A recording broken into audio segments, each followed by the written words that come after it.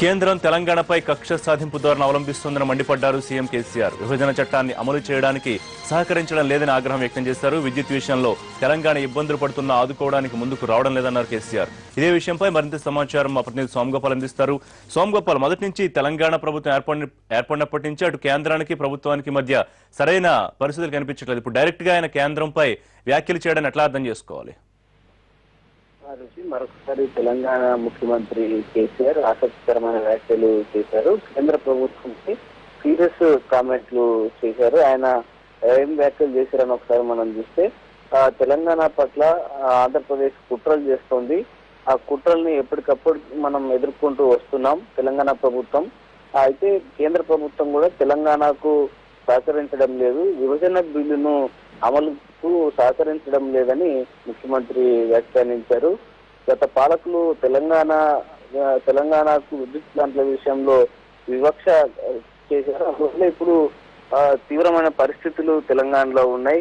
ఉమ్మడి రాష్ట్రంలో ఉన్న విద్యుత్ ప్లాంట్ ఇప్పుడు ఎక్కువ ఉంది. అందువల్ల రైతులకు ఇప్పుడు విద్యుత్తు అందించలేని పరిస్థితి ఉంది. ఈ కష్టాలు మరో 2 ఏళ్ల పాటు ఉంటాయి.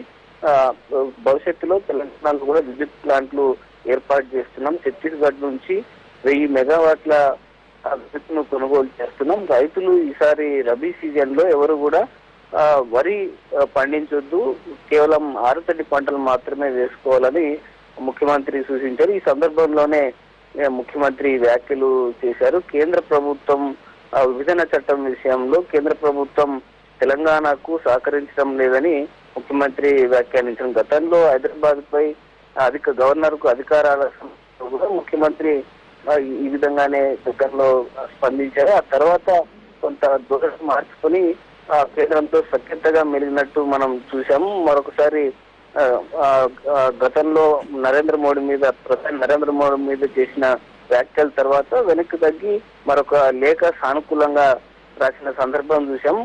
ఇప్పుడు మళ్ళీ అలాంటి సిచ్యువేషన్ వచ్చినట్టు మనకు కనిపిస్తుంది. విద్యుత్ విషయంలో ఈ వ్యాఖ్యలు చేసినట్టు మనకు క్లియర్ గా కనిపిస్తుంది.